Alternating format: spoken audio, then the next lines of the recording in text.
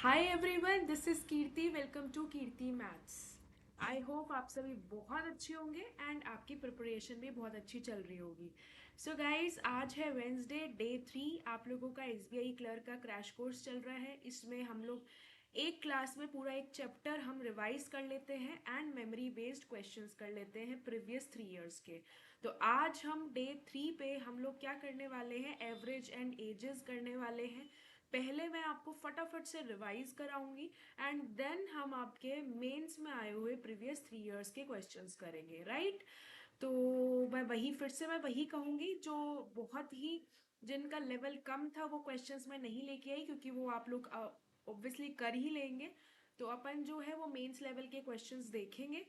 अच्छा, और एक बात मैं बता देती हूँ, ये सेशंस हो रहे हैं आपके रिवीजन के लिए और आपको प्रीवियस ईयर क्वेश्चन से अपडेट कराने के लिए। लेकिन इस सेशन के बाद आपको क्या करना है, आपको मॉक टेस्ट से प्रैक्टिस करनी है, बहुत सारी प्रैक्टिस। जितनी ज़्यादा आप प्रैक्टिस करोगे, उनकी एनालिसिस करोगे, उतना बेहतर आप पेपर में परफॉर्म कर पाओगे। क्यों? क्योंकि आपकी सिली मिस्टेक्स भी कम हो जाएंगी समय के साथ जितनी प्रैक्टिस आप करेंगे।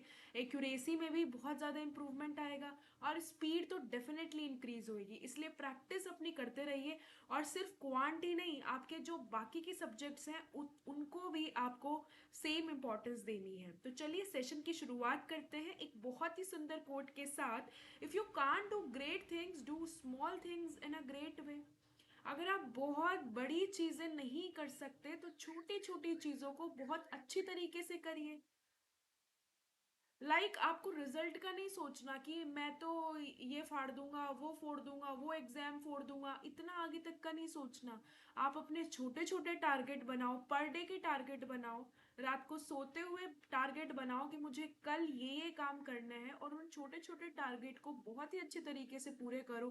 तो डेफिनेटली जो आप चाहते हो अपनी मंजिल तक आप पहुंच जाओगे। इसलिए छोटे छोटे टारगेट बनाओ और उन टारगेट को पूरा करो। कॉन्फिडेंस भी गेन होएगा और धीरे धीरे छोटे छोटे टारगेट पूरे करते करते आप अपनी मंजिल तक पहुंच जाएंगे। चलिए भाई, फटाफट से पहले 10 मिनट के अंदर हम रिवीजन करते हैं। देखिए भाई, एवरेज एंड एजेस।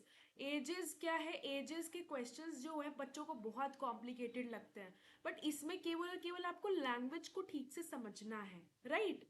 और प्री में डेफिनेटली एक सवाल देखा जाता है और मेंस में भी 1 से 2 सवाल देखा जाता है। फटाफट से रिवीजन करते हैं हम। एवरेज क्या होता है? Sum of all the observations upon total number of observations. अगर मुझे सम निकालना हो तो मैं क्या कर सकती हूँ? Average into total number of observations. ठीक है, आगे देखते हैं इसकी क्या क्या प्रॉपर्टीज होती है एवरेज की। मान लीजिए 1 2 3 4 5 है, इसका एवरेज कितना है? 3। कैसे करा? 1 और 2 3 6 10 15, 15 डिवाइड बाई 5 3। अगर मैंने इन सभी नंबर्स को 2 से मल्टीप्लाई कर दिया तो ऑब्वियसली एवरेज भी 2 से मल्टीप्लाई हो जाएगी। ठीक है, अगर मैंने इन सभी नंबर्स में 1 1 ऐड कर दिया तो एवरेज भी आप डायरेक्टली 1 ऐड कर सकते हो। तो ये किस किस पे एप्लीकेबल है? Multiply, divide, plus, minus. ठीक है, ऑल नंबर आप मल्टीप्लाई बाय ए तो एवरेज भी आप ए से मल्टीप्लाई कर दोगे। अगर all number are divided by A तो आप एवरेज को भी ए से डिवाइड कर दोगे। और all number are plus by A तो आप एवरेज को भी प्लस कर दोगे, और माइनस करोगे हर नंबर में तो एवरेज को भी माइनस कर दोगे। ठीक है जी। अब देखिए कॉन्जिक्यूटिव नंबर, ये बहुत इंपॉर्टेंट कॉन्सेप्ट है आपके। लगभग सारे एग्जाम्स में इस कॉन्सेप्ट पे क्वेश्चंस देखने को मिलते हैं। देखिए, मैंने आपको बता रखा है कि कंसेक्यूटिव नंबर्स का जब भी एवरेज की बात आती है तो आपको सिर्फ और सिर्फ एक चीज याद रखनी है, वो है मिडिल नंबर। ठीक है, अगर ऑड होंगे तो मिडिल नंबर फाइंड आउट करने में कोई भी दिक्कत नहीं है, यही आपका एवरेज हो गया। और अगर इवन भी है ना तो भी मिडिल नंबर ही याद रखो। देखो, 2 मिडिल नंबर है, ठीक है, इसके बीच का, राइट, तो ये हो जाएगा मिडिल नंबर। तो average of N consecutive number, consecutive even number, consecutive odd number is always the middle number. और कंसेक्यूटिव टर्म्स क्या होते हैं? लगातार पद, लगातार संख्या, 1 2 3 4 5 6 and so on. Consecutive even number क्या होता है? दो दो का गैप, 2 4 6 8, इवन नंबर जो 2 से डिविजिबल हो जाए। Odd number, consecutive odd number is 1 3 5 7 and so on, जो 2 से डिविजिबल नहीं होता वो आपके ऑड नंबर्स होते हैं। फिर अरिथमेटिक प्रोग्रेशन में कॉमन डिफरेंस क्या होता है, सेम होता है, तो यहाँ पर भी एवरेज आपका मिडिल नंबर ही होता है। एवरेज क्या हो जाएगा, first term A plus last term L by 2। ठीक है, ये आपको पता ही है, अरिथमेटिक प्रोग्रेशन का सम क्या होता है, N by 2 L A plus L. ठीक है, जैसे मान लीजिए यहाँ मैंने एग्जाम्पल दे रखा है 1 2 3 4 5, एवरेज क्या हो जाएगा 3, यहाँ एवरेज क्या हो जाएगा 6, इधर एवरेज क्या हो जाएगा 5, मिडिल नंबर, बस ये याद रखना है। इवन में क्या होता है, इवन में भी आपको मिडिल नंबर, मैं तो कहती हूँ सिर्फ इसी वर्ड को याद रखो, कंसेक्यूटिव नंबर्स हो, कंसेक्यूटिव इवन नंबर्स हो, कंसेक्यूटिव ऑड नंबर्स हो, always average will be the middle number. अब यहाँ इवन है तो average of the middle two numbers definitely अब यहाँ पे है। अब इसका मिडिल नंबर याद रखोगे तो आपको समझ में आ जाएगा भाई इन दोनों के बीच का नंबर दैट इज 5, राइट। जैसे 1 2 3 4 5 6 है, इन दोनों के बीच का number that is 3.5। First N natural numbers n plus 1/2, average of first N odd number n, first N even numbers and average of square of first N even numbers that is n plus 1 2n plus 1/6। ठीक है, अब ये example है, मान लीजिए average of 8 consecutive odd numbers is 62। अब ध्यान से देखना एक बार, इसने बोला है एवरेज ऑफ 8 कंजिक्यूटिव 2 3 4 5 6 7 8, इसका एवरेज दे रखा है 62। 62 यानी कि इन दो नंबर के बीच में आएगा 62, इसका मतलब ये 61 ये 63। अब पूछा क्या है लार्जेस्ट नंबर, तो ये 65 ये 67 ये 69 will be the correct answer. मान लो स्मॉलेस्ट पूछा होता तो 55 हो जाता। ठीक है, तो इस तरीके से आप निकालते हो। जैसे मान लीजिए if the mean of 5 observations यही है x, x plus 2, x plus 4, x plus 6, x plus 8 is 11, यानी आपको मिडल नंबर, अच्छा आपको मीन दे रखा है, एक तो ये पता होना चाहिए मीन हो बोल दे एवरेज बोल दे एक ही बात होती है, और आपको पता है कि ये कॉन्जिक्यूटिव नंबर है और इसका एवरेज होता है मिडिल नंबर, और वो एवरेज आपको गिवन है 11, तो आपको x की वैल्यू पता चल गई है 7। अब आपसे कुछ भी पूछा हो आप निकाल सकते हो। यहाँ पूछा है मीन ऑफ द लास्ट, देखो मैं ये फटाफट से रिविजन करा रही हूँ ये मानते हुए कि आपने एक बार फाउंडेशन बैच किया हुआ है। जो बच्चे बिगिनर है उनको हो सकता है कि रिवीजन में प्रॉब्लम आ रही हो, तो उनके लिए मैं ये कहना चाहूंगी कि डिस्क्रिप्शन में प्लेलिस्ट है फाउंडेशन बैच की, पहले आप उसे देखेंगे और फिर आपको ये आराम से समझ में आ जाएगा। ठीक है, अभी तो अपन रिवीजन पर्पज से फटाफट से कर रहे हैं, वहां फाउंडेशन बैच में आपको हर चीजें बेसिक कॉन्सेप्ट डिटेल में जानने को मिलेगा with great questions. So x की वैल्यू पता चल गई, then the mean of the last 3 observations is, तो लास्ट 3 ऑब्जर्वेशंस कौन सी है, ये 3, इसका मीन क्या हो जाएगा ये वाला नंबर, x की वैल्यू 7 पता चल चुकी है, 7 plus 6 13 will be the correct answer. अच्छा अब एक और है डेविएशन मेथड बोल देते हैं, देखो ये मेथड आप लोगों को तभी लगाना है जब आप दूसरे मतलब नॉर्मल तरीके से आपको क्वेश्चन करने में टाइम लग रहा है, तो बेसिकली ये मेथड्स हम क्यों सीखते हैं ताकि हम क्वेश्चन को फास्ट कर सके। लेकिन अगर वो क्वेश्चन को ज़्यादा टाइम टेकिंग हो रहा है तो हम, ज़रूरी नहीं है कि सीखा है हमने मेथड तो हम लगाएंगे ही लगाएंगे, वो आपको क्वेश्चन देख के डिसाइड करना है कि हाँ डेविएशन मेथड बेटर रहेगा कि ये मेरा जनरल तरीका बेटर रहेगा। Are you getting my point? Yes. So deviation method क्या होता है, जैसे मान लीजिए डेविएशन मेथड क्या है, मैं यहीं की यहीं आपको समझा रही हूँ। जैसे मैंने ये नंबर लिखे 44 46 50 54 56, तो इसका एवरेज क्या है, this plus this plus this plus this plus this है 250 डिवाइड बाय 5, तो हो गया 50। ठीक है, अब डेविएशन मेथड क्या होता है कि मैं ये मान के चल रही हूँ, ये तो आपने निकाल दिया 50, आपको पता चल गया 50 आंसर है, बट मेरे पास ये है क्वेश्चन और मुझे इसका एवरेज निकालना है, तो डेविएशन मेथड से क्या करते हैं हम, ये मैंने देखा 44 46 इन्हीं के आसपास मैंने एक एवरेज लेट कर लिया, अज्यूम कर लिया, तो ये मैंने अज्यूम कर लिया 48, तो ये 48 अज्यूम कर लिया। अब आपको कंपैरिजन करना है जो नंबर्स आपको गिवन है, तो 44 48 से कम है तो -4 लगा दिया, 46 48 से कम है -2 लगा दिया, 50 48 से ज्यादा है तो +2, 54 48 से 6 ज्यादा है +6, ज्यादा है तो प्लस, कम है तो माइनस, 56 48 से 8 ज्यादा है तो 8। अब देखो ये कैंसिल आउट हो गया, 6 में से 4 गया 2 और 8 10, 10 डिवाइड बाय 5 +2, तो इसका मतलब क्या आया कि आपने जो एवरेज मानी थी वो करेक्ट एवरेज नहीं है, उसमें आपको 2 ऐड करना पड़ेगा, that will be your correct average. मान लो कई बार यहाँ पे हो सकता है कि माइनस आ जाता अगर, तो फिर इसका मतलब जो आपकी करेक्ट एवरेज है वो शुड बी 46। एग्जाम्पल दे रही हूँ, जैसे यहाँ पे +2 आया है, इसलिए ये हम साइन के साथ यहाँ पे इनको साइन के साथ रखते हैं, क्योंकि प्लस आ रहा है तो हमने जो लेट किया उसमें हम ऐड करेंगे, और अगर माइनस आ रहा है तो जो हमने लेट करा है उसमें उसको माइनस करेंगे। Are you getting my point? चलो अब देखो, अब ये एक क्वेश्चन भी मैं यहाँ पे करके दिखा रही हूँ, ये रिवीजन के चल रहे हैं अभी, ये रिवीजन के लिए है आपके। फिर एक सेकेंड, ये फिर से रिपीट हो गया है, वेट, एक सेकेंड एक सेकेंड एक सेकेंड। अच्छा, चलो ये मैं एक बार करेक्ट कर देती हूँ ताकि आपको बाद में दिक्कत ना आए। ये मुझसे गलती से हो गया है, मैं ये यहाँ पे कर रही थी, ये ना हो के बाकी चीजें again again again copy paste copy paste copy paste हो गए, पूरी स्लाइड तो नहीं हुई है ना, बहुत सारा सेम चीजें। देखो देखो, ये जो लास्ट में आप क्वेश्चंस देख रहे हो ना दोस्तों, ये आपके प्रीवियस ईयर के क्वेश्चंस होंगे, ये फिलहाल आपका रिवीजन चल रहा है, ठीक है। चलो,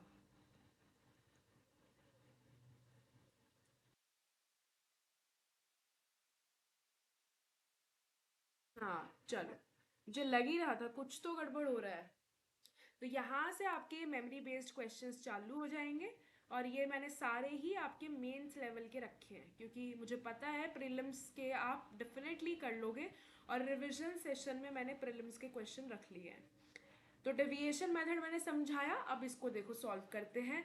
7 डेटा का एवरेज है, 1 2 3 4 5 6, एवरेज दे दिया आपको 34, ठीक है।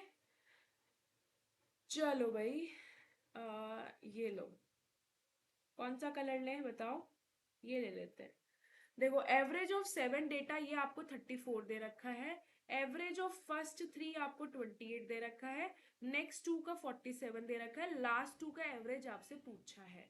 अब देखो, एक तो क्या है जनरल तरीका, इसलिए ये आपको देखना है आप किससे कर सकते हो। एक बच्चे ने कर दिया भाई, मैं मेरी कैलकुलेशन बहुत फास्ट है, इन मेथड्स में क्या होता है थोड़ी कैलकुलेशन कम हो जाती है, बट दिमाग तो लगाना पड़ेगा ही।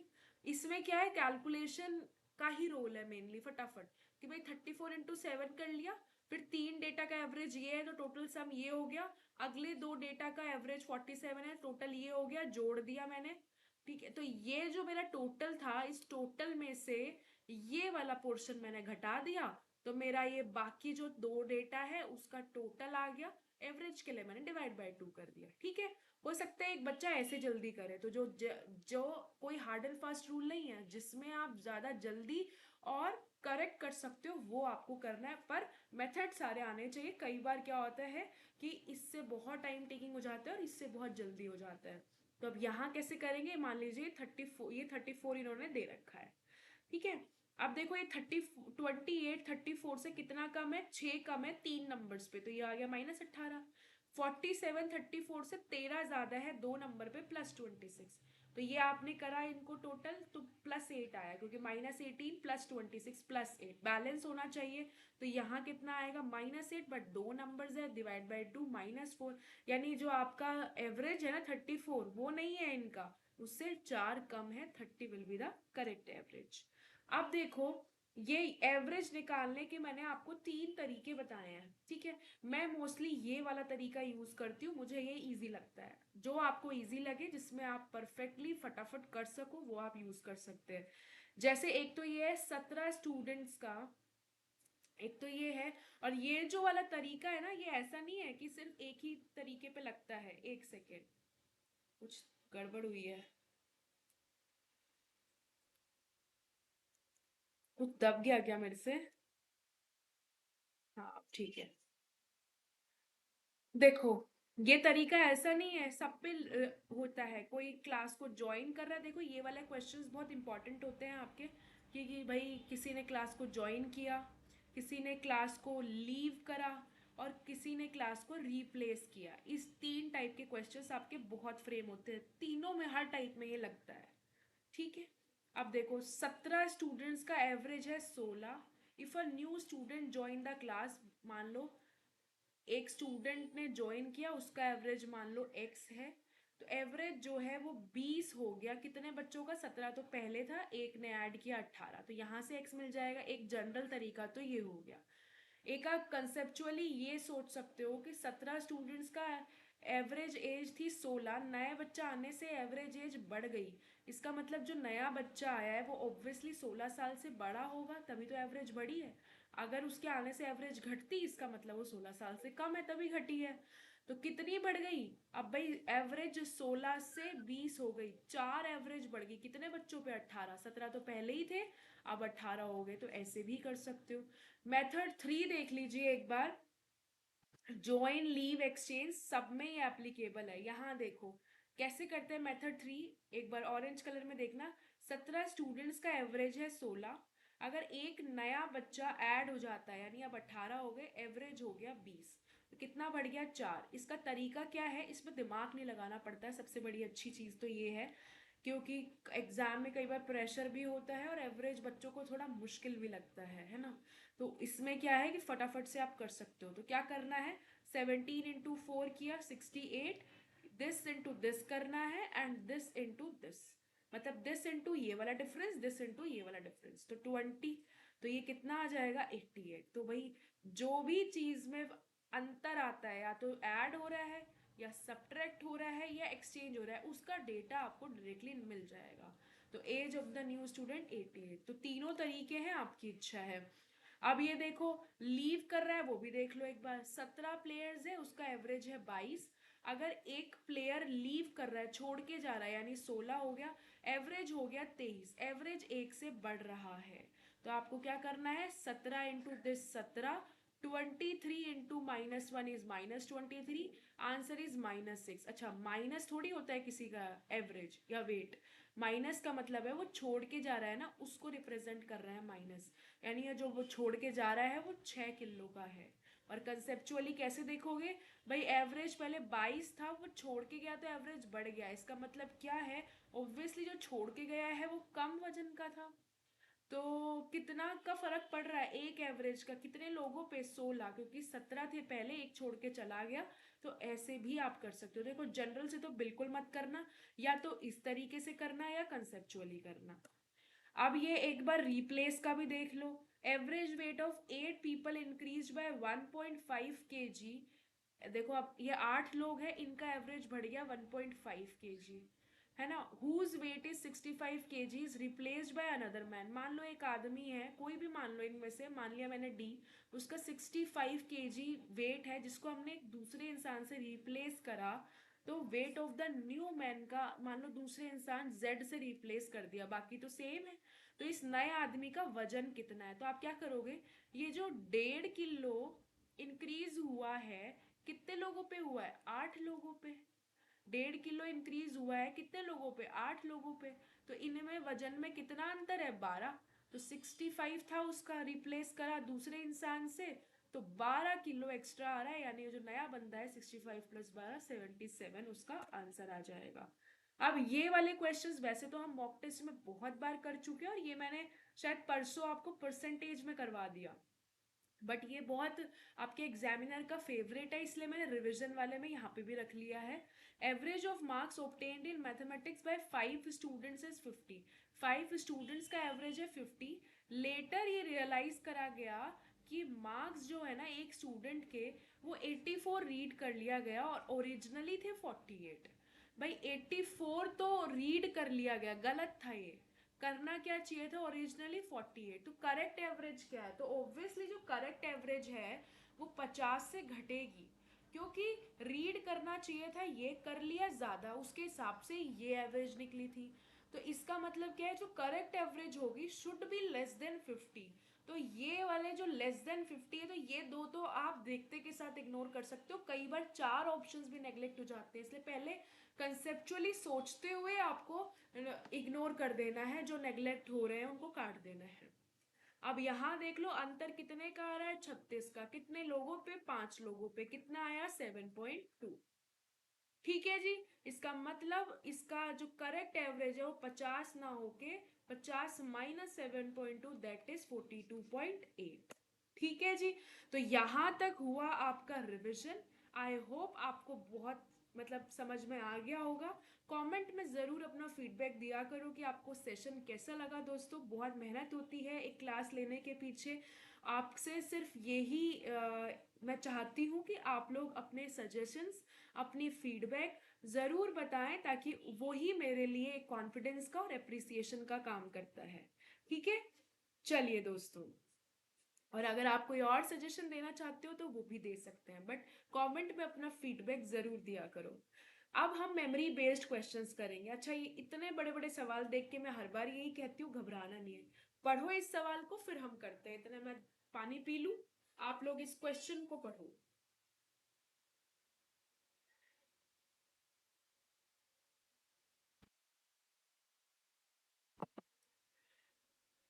देखिए, पढ़ते हैं इस सवाल को। Sum of ages of 5 members. Sum of ages of 5 members of a family 3 years ago was 108. 3 साल पहले उनका जो सम था ना एजेस का वो 108 था। अगर मैं प्रेजेंट की बात करूं तो तीन तीन तीन तीन सब में ऐड कर दो यानी 15 बढ़ जाएगा। कितना हो जाएगा आपका 123। Today, when the daughter has been married off and replaced by a daughter-in-law, भाई यहाँ परिवार में भाई होंगे मदर फादर डॉटर और सन्स। तो अब क्या चेंज क्या आया है, अब परिवार में डॉटर की शादी हो गई और अब परिवार में आ गई डॉटर इन लॉ। ठीक है, डॉटर इन लॉ आ गई। The sum of their ages is 96। अब उनके एजेस का सम है 96, assuming that there has been no other change in the family structure. ये एज्यूम करना है कि और कोई चेंज नहीं हुआ, बस डॉटर की शादी हो गई वो चली गई और उसकी जगह डॉटर इन लॉ आ गई। All the people are alive, what is the difference in the age of the daughter and the daughter in law. देखो, अब ये सवाल इतना बड़ा है, जो घबरा गया सो घबरा गया, नहीं तो इस सवाल में कुछ भी नहीं है, बाकी सब कुछ सेम है। डॉटर की जगह डॉटर इन लॉ आ गई तो इनके एज डिफरेंस आपसे पूछा है दोस्तों, बाकियों में तो कुछ भी डिफरेंस नहीं आया। डिफरेंस कहाँ आया है, डॉटर और डॉटर इन लॉ। तो यहाँ जो डिफरेंस है वो ही इनका एज का डिफरेंस है। Very simple. तो कितना आ जाएगा 27। बस समझने की बात है, बाकी क्वेश्चन बहुत इजी है। करें इसको सॉल्व। अब देखो, एक couple with average age 25 years boat a house. अब एक कपल है, उनका एवरेज जो है वो है 25, तो टोटल हो जाएगा 50। 3 more members from the males family came to live with them. 3 और मेंबर्स उनके साथ रहने आ जाते हैं। दस the average age of family got increased by 40%। पहले एवरेज थी 25, अब 40% से बढ़ गई यानी 2/5 7/5, पचम 25, अब एवरेज हो गई 35। अब इनकी एवरेज हो गई 35, लेकिन 35 टोटल सम कितना हो जाएगा 5 लोगों पे, पचम 25 5 दिए 15 175। टोटल हो गया भैया 175। ठीक है। If in the members who joined later, ये जो बाद में ज्वाइन हुए ना 3 लोग, ओनली वन इज फीमेल, केवल एक ही, ओनली वन इज मेल, एक ही मेल है जिसकी एज है 45 यानी बाकी फीमेल है। इन्होंने बोला who join later only one is male, केवल एक ही मेल है, इसका मतलब बाकी फीमेल्स है। Find the sum of age of males is what percent sum of ages of female members. अब आपको क्या बताना है कि जितने भी मेल्स मेंबर्स हैं उनकी एज का सम कितना परसेंट है फीमेल मेंबर्स की एज के सम के। आपको एक और इंफॉर्मेशन गिवन है, if the ratio of ages of male to female earlier is 3:2। Ratio of ages of male to female earlier, earlier ये था भाई, ये आपको दे रखा है 3:2, टोटल इनकी वैल्यू है 50, तो एक की वैल्यू 10, तो ये 30 और ये 20। तो मान लो ये मेल है ये फीमेल है, तो मेल है 30 years का और ये है 20। तो मेल का डेटा तो आपके पास आ ही गया है, तो मेल का डेटा तो आ गया है आपके पास 75। फीमेल का और निकाल लो। कितना बच गया भैया आपका? फीमेल का आराम से आपको निकाल सकते हो भाई, 50 और ये 45, 95। तो 95 इसमें से घटाओगे, ये दोनों आ जाएगी 80। तो मेल अपॉन फीमेल पूछा है परसेंटेज में, तो male 30 plus 45 75, female 80 plus 20 100 into 100, तो 75% आ गया। मेल फीमेल का कितना परसेंट है? Answer will be 75%। I hope you all are getting. Comment में जरूर लिखो यस और नो। ठीक है जी, यस और no.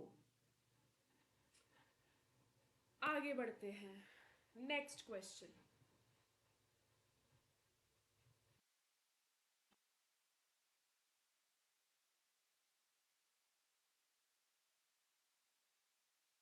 In a family of 4 persons, A and B are husband and wife.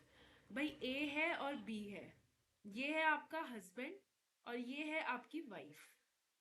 C and D are daughter and son of A and B. C and D, C है daughter और son है ये। C and D are daughter and son of A and B, ये daughter है ये सन है, ठीक है जी। डीज एज 8 years एगो। अब देखो डी बोलेगा ना तो मैं डायरेक्ट उसको एस से रिप्रेजेंट करूंगी, सी बोलेगा तो मैं डी से रिप्रेजेंट करूंगी, बी बोलेगा तो डब्ल्यू से, ए बोलेगा तो एच से। समझ गए ना? ए हस्बैंड है, बी वाइफ है, सी डॉटर है, डी सन है। डीज एज, ध्यान से देखेंगे, 8 years एगो वॉज 2 years। डी की एज 8 साल पहले 2 साल की थी, है ना? तो इसका मतलब आज कितने साल का है बच्चा? 10 साल का। Ratio of present ages of mother and daughter, ये आपका, देखो इस हस्बैंड वाइफ को भी ना मैं ऐसे लिख देती हूँ, हस्बैंड हो गया फादर और वाइफ होगी मदर, तो और अच्छे से हम कर पाएंगे। ठीक है, इसने बोला है present ages of mother and daughter, इनका प्रेजेंट एज का रेशियो दे रखा है 7:1। तो मैं इसको मान लेती हूँ 7x, इसको मान लिया 1x। Sum of present ages of A B C is 80 years। A B C यानी फादर मदर डॉटर का टोटल सम दे रखा है 80 years। तो क्या फादर का मैं लिख दूं 80 माइनस 8x? कैसे किया? 7x प्लस 1x तो मदर डॉटर का हो गया, टोटल 80, 80 में से ये घटा दिया तो वो आ गया फादर का। आगे पढ़ते हैं। At the time of the birth of C, इसके मतलब इसके बर्थ के समय, डॉटर के बर्थ के समय, age of A was equal to the present age of B. Age of A का एज कितना है? 80 माइनस 8x। ए का एज ये है, was equal to present age of B. कब? इसके बर्थ के टाइम, इसके बर्थ के टाइम, यानी इसका माइनस एक्स करना पड़ेगा। इसके बर्थ के टाइम की बात कर रहे हैं, प्रेजेंट में ये इतने साल की है, तो इसके जन्म के समय तो ये कुछ भी नहीं थी, तो माइनस एक्स। ठीक है, ये इसके प्रेजेंट एज के बराबर है। सवाल सॉल्व हो गया। 80 इज इक्वल्स टू 8 और 9, 9 और 7 16x, तो यहाँ से x की वैल्यू आ गई आपकी 5। अब कुछ भी पूछो आप निकाल सकते हो। प्रेजेंट एज ऑफ ए ये आपको निकालना है। 80 minus 5 8 40, 40 will be the correct answer. Clear है? अब ये देखो स्टेटमेंट बेस्ड क्वेश्चन, स्पेस ना होने की वजह से हिंदी भी नहीं करके ला पाई, और जो ऊपर स्टेटमेंट होती है ना स्टेटमेंट वाली, वो भी जरूरी नहीं, आपको पता ही दिया है मैंने कि स्टेटमेंट बेस्ड क्वेश्चन है। क्वेश्चन क्या है? What is the sum of the ages of A and B? A और बी के एजेस का सम पूछा है। स्टेटमेंट 1 को चेक करते हैं। Ratio of ages of A और बी का रेशियो दे रखा है 2:1। B and that of B and C is 3:2, ये भी रेशियो ही है, 3:2 है, ध्यान रखना। बी इज टू सी का रेशियो दे रखा है 3:2, है ना? आपको स्टेटमेंट बेस्ड क्वेश्चन में क्या ध्यान रखना है कि आपको पूरा सॉल्व करने की जरूरत नहीं है, बस थोड़ा सा देख लो कि आप क्या निकाल सकते हो। अब यहाँ पे A:B:C का रेशियो आ जाएगा, तो सिर्फ रेशियो से क्या आप a प्लस बी की वैल्यू निकाल सकते हो? नहीं, तो 1 से आप आंसर नहीं कर सकते। दोस्तों ये समझने की कोशिश करो, आपके मेंस में सबसे स्कोरिंग और जो सबसे फास्ट क्वेश्चंस हो जाए वो यही होते हैं, statement based question.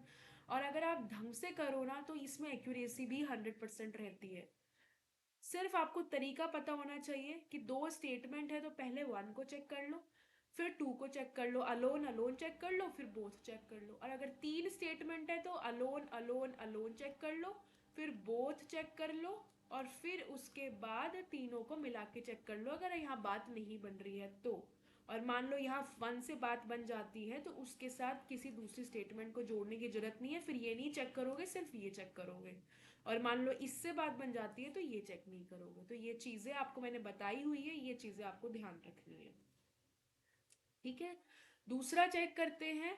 Difference between ages of A and C is 20 years. अच्छा, ये डिफरेंस दिया हुआ है तो क्या आप ए प्लस बी निकाल सकते हो? नहीं। अगर मैं इन दोनों को कंबाइन करूं, अब मुझे यहाँ पे A is to B is to C का रेशियो पता है। देखो ये करने की जरूरत नहीं है, पर चलो मैंने यहाँ फटाफट आपको बता दिया। रेशियो आपको पता लग गया। डिफरेंस दे रखा है ए और सी का, मतलब रेशियो वैल्यू को आप रियल वैल्यू से कंपेयर करोगे, इंडिविजुअली ए बी सी की आ जाएगी, ए प्लस बी पूछा है तो दोनों से आंसर हो जाएगा। तो बोथ आपका करेक्ट आंसर हो जाएगा। अब देख लो बोथ कहाँ है। If the data even in both the statement, if data in both statement together are needed to answer the question, fifth option. Option जरूर पढ़ना, कई बार ऑप्शन ऊपर नीचे भी हो सकते हैं। ठीक है,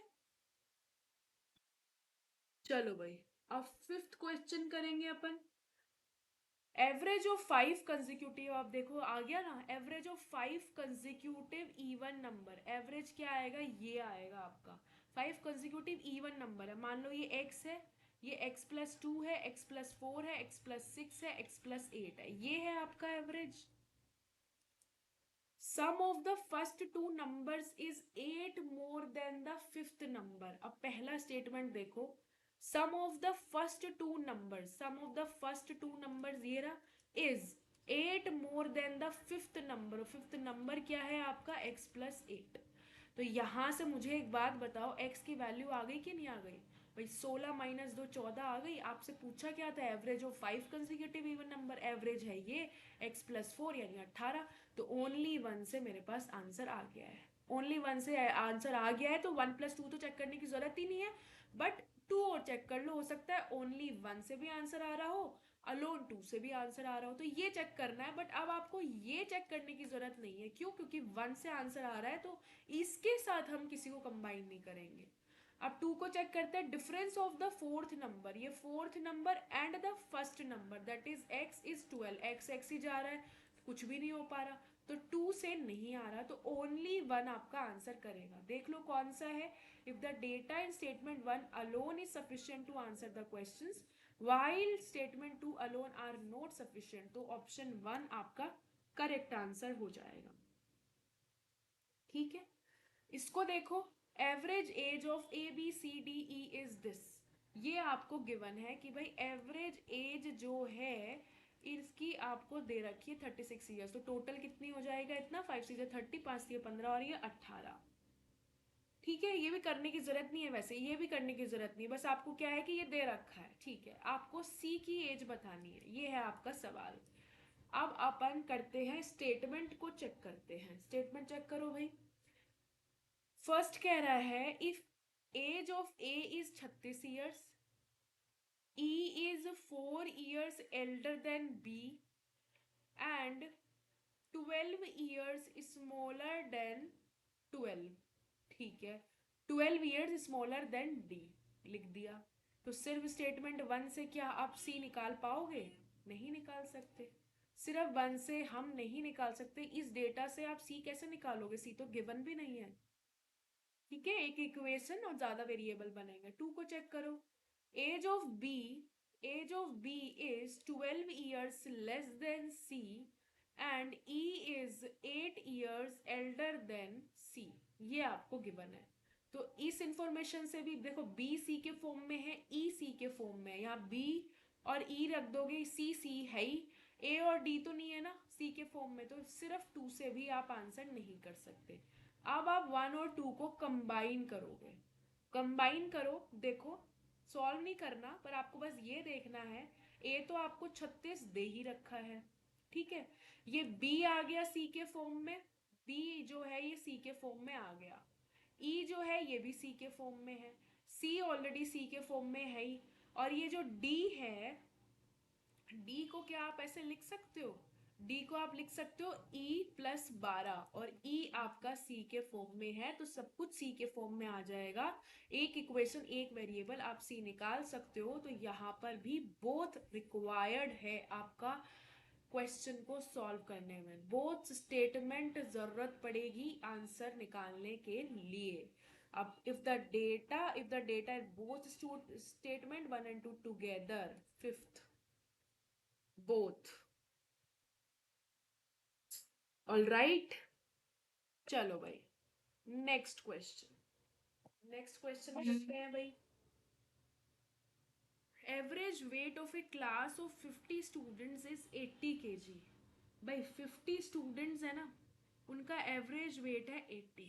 if two of the students with weight 40% and 50%, देखो सिंपल सी बात है, एवरेज वेट ऑफ 50 स्टूडेंट्स का एवरेज वेट है इतना, तो टोटल कितना आ जाएगा, 5 8 जा 44,000। फिर ये दो स्टूडेंट ऐड हुए हैं और मतलब छोड़ के गए हैं, और ये दो स्टूडेंट्स ज्वाइन हुए हैं, तो एवरेज वेट, दो गए हैं दो आए हैं, तो अभी भी सेम ही 50 के 50 बच्चे ही रह गए, बट उनका एवरेज अब 2 से बढ़ गया, यानी अब 82 हो गया। तो अब टोटल इनका कितना हो गया, 5 दूना 10, 5 8 जा 40, 4100। एक्स की वैल्यू निकालने। अब देखो ऐसा सवाल मिल रहा है ना, कोई मेथड मत ढूंढो भाई, आपको ये पता है कि अब जो है, जब ये सब चीजें हो गई, दो ऐड हो गए, दो छोड़ के चले गए, तो आपकी टोटल सम जो है वो इतना हो गया। ठीक है, पहले कितना था, 4000। ठीक है, छोड़कर गए हैं वो क्या है, 40% 50% ऑफ एक्स, तो एक्स का 40% 0.4x, एक्स का 50% 0.5x, ये तो छोड़ के गए इसलिए माइनस लगा दिया। अब जो ऐड हुए हैं वो कौन है, कितने वेट के साथ, एक्स के साथ और x-10 के साथ, बस इसे सॉल्व कर दो। ये इधर आएगा तो ये 100 हो जाएगा, ये आपका हो जाएगा 2x, 2x में से 0.9 गया तो कितना हो जाएगा आपका 1.1x, और ये 10 जो है ये इधर आ जाएगा, तो मैं डायरेक्टली 110 कर रही हूँ, तो यहां से x आ जाएगा आपका 100, तो x की वैल्यू कितनी आ जाएगी आपकी 100। ठीक है जी, 1.1 है, इधर जाएगा 1100, 100 आपका आंसर आ जाएगा। ठीक है जी, चलिए नेक्स्ट क्वेश्चन करते हैं। देखो एवरेज, एक सेकेंड, एक चेंज कर लो, ये लो। Average of four numbers is 14। चार नंबर का एवरेज है 14, 14 फोर जा 56। If one number is removed from its set then the average is reduced by one. अभी पहले चार नंबर्स थे तो उसका एवरेज था ये, अब एक नंबर रिमूव कर दिया, कितने नंबर्स हो गए, तीन, एवरेज भी एक से घट गया, यानी अब 13 हो गया, कितना हो गया 39। तो रिमूव्ड नंबर आपको बताना है, तो 16 में से 9 गया, कितना हो जाएगा 7, और 4 में से 3 गया 17, 17 है, और ये दूसरी क्वांटिटी 15 दे रखी है, तो क्वांटिटी 1 जो है वो क्वांटिटी 2 से बड़ी है। समझ में आया, समझ में आया दोस्तों। क्वांटिटी 1 का आंसर आ गया 17, क्वांटिटी 2 है 15, क्वांटिटी बेस्ड क्वेश्चन है ये, तो आपको कंपैरिजन करना है, तो obviously 17 is greater than 15। Question, next question करेंगे।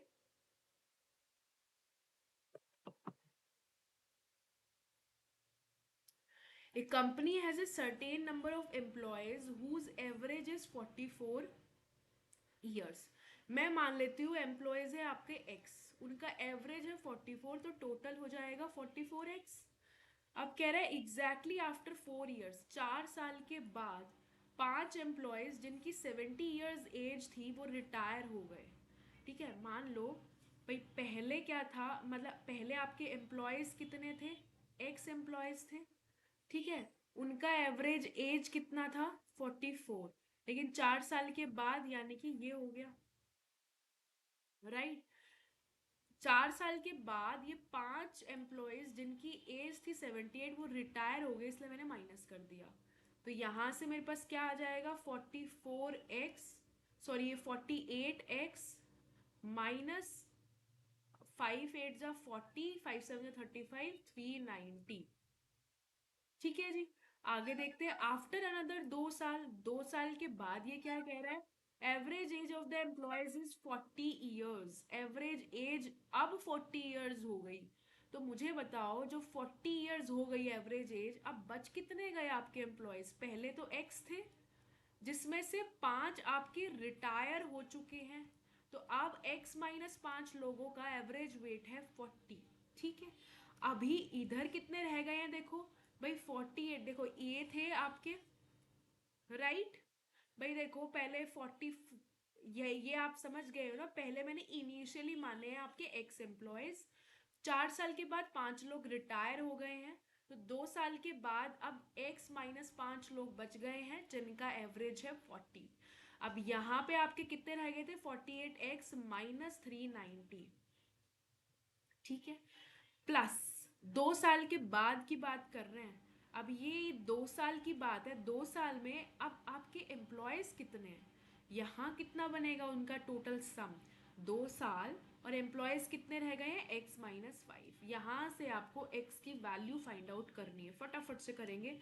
देखो मैं डायरेक्ट कर दूँ, 48x+2x इज 50x, 390 -10 मतलब -400, और ये हो जाएगा 40x -5 के 20, 200, तो ये आ जाएगा आपका 10x, और ये 400 इधर चला जाएगा, 200, x की वैल्यू आ गई आपकी 20। पूछा क्या है, what was the strength of the employees initially, initially हमने x ही माना था, तो 20 will be the correct answer.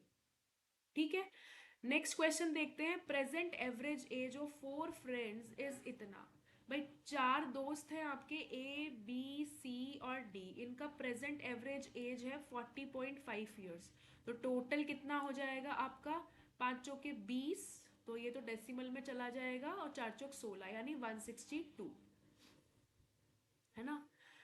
The age of A after 2 years will be half, age of A after 2 years will be half the age of D 6 years hence, 6 years hence, ये आपको दे रखा है। ठीक है, present age of A और B का ratio दे रखा है 4:5, प्रेजेंट एज ऑफ सी और डी का भी रेशियो दे रखा है 5:6, ये 5:6 है, रेशियो लगा लेना।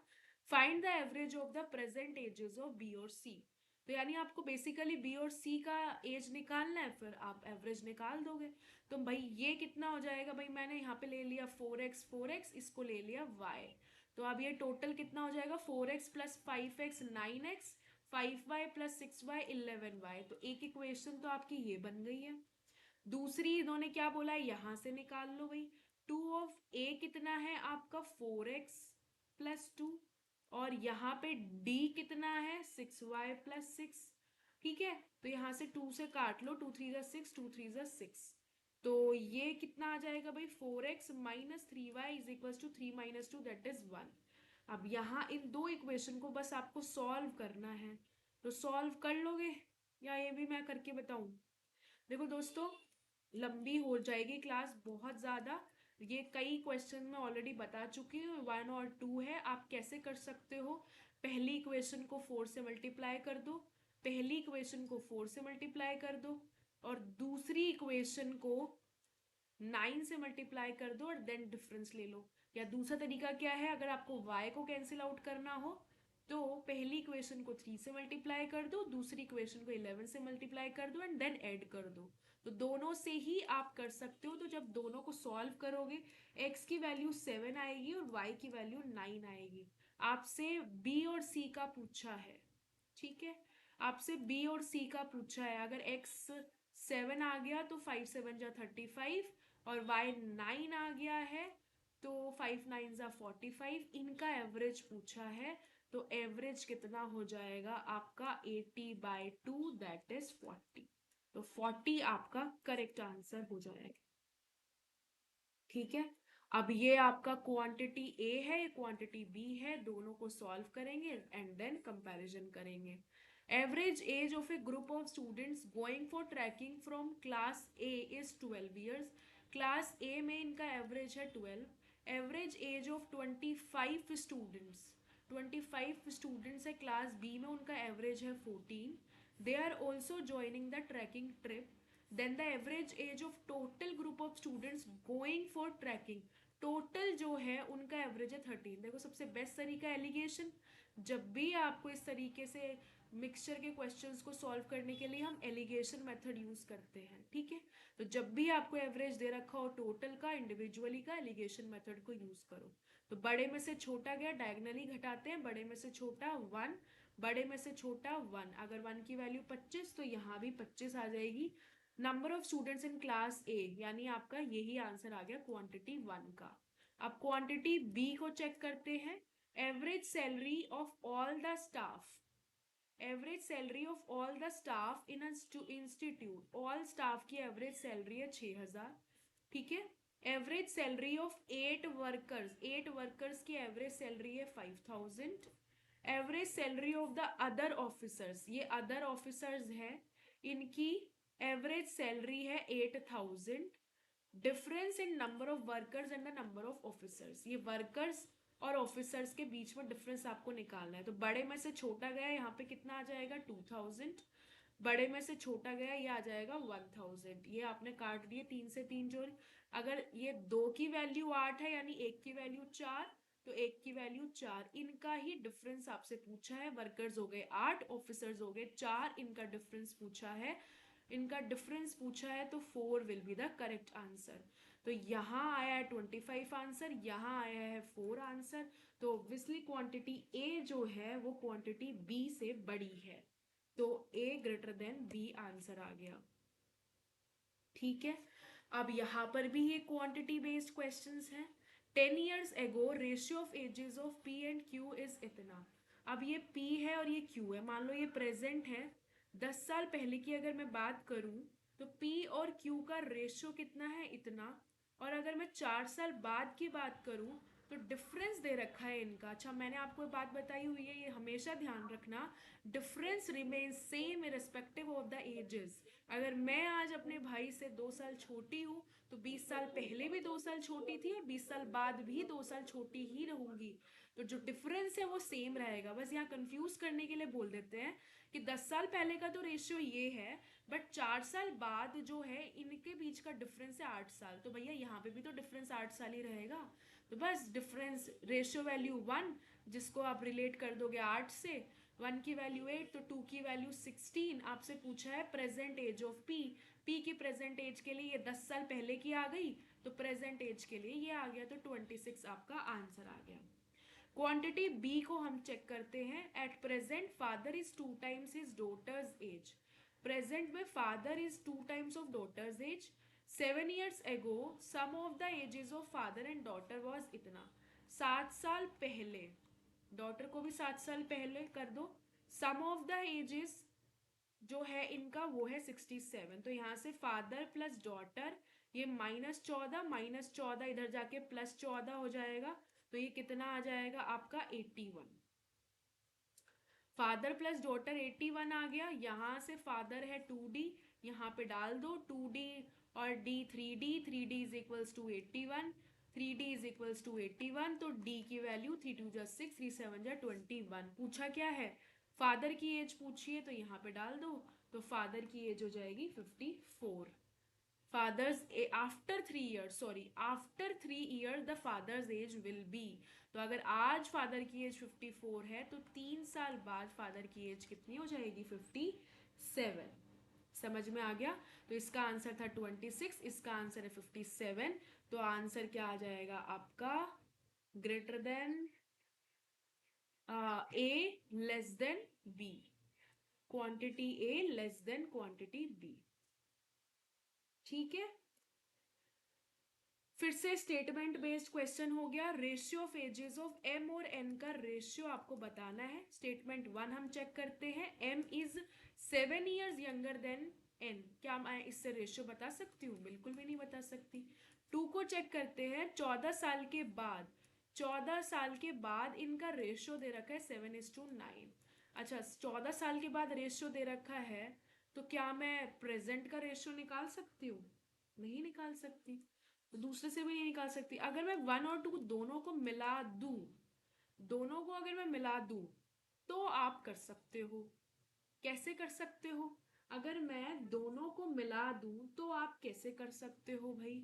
देखो आप ऐसे कर सकते हो, पहले में 7 years यंगर देन एन, यानी आपको इनका दोनों को अगर मैं मिला रही हूँ तो आप क्या करोगे भैया, इनका डिफरेंस कितना है, 2, और यहाँ पे इनका डिफरेंस दे रखा है आपको 7 years का।